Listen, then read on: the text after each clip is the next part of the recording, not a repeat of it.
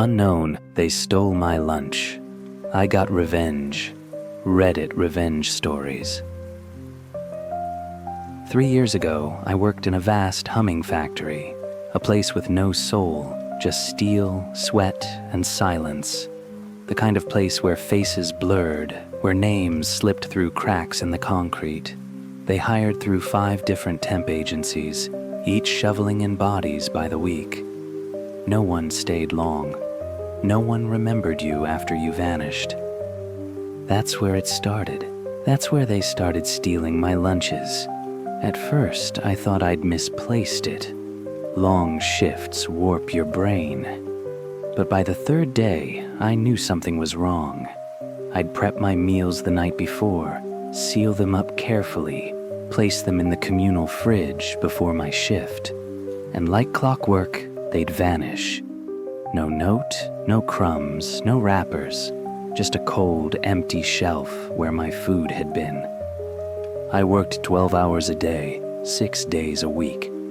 By the 6th day without a meal, hunger turned into hate. It gnawed through my gut, coiled around my spine. I stopped thinking clearly. Everyone in that factory was a suspect. I stopped speaking to people, stopped trusting.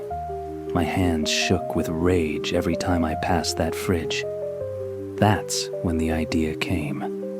Not a prank, not justice, a warning. I went out and bought the finest cut of steak I could find, sizzled it in garlic butter, caramelized onions, smoked paprika. I slow cooked the meat until it practically melted, then wrapped it in hand-pressed tortillas. But the pièce de résistance, the venom, was the Carolina Reaper. I minced the peppers with surgical precision, seeds and all, into a homemade pico de gallo so toxic it made my eyes water just from stirring it. A crimson salsa of pain. I layered it onto the fajitas with care, sprinkled cilantro, added lime wedges, sealed it tight in Tupperware with a clear lid. Let them see what they were stealing. The next morning I arrived early, like always, placed the bait in the fridge. Then I waited. It took just under an hour.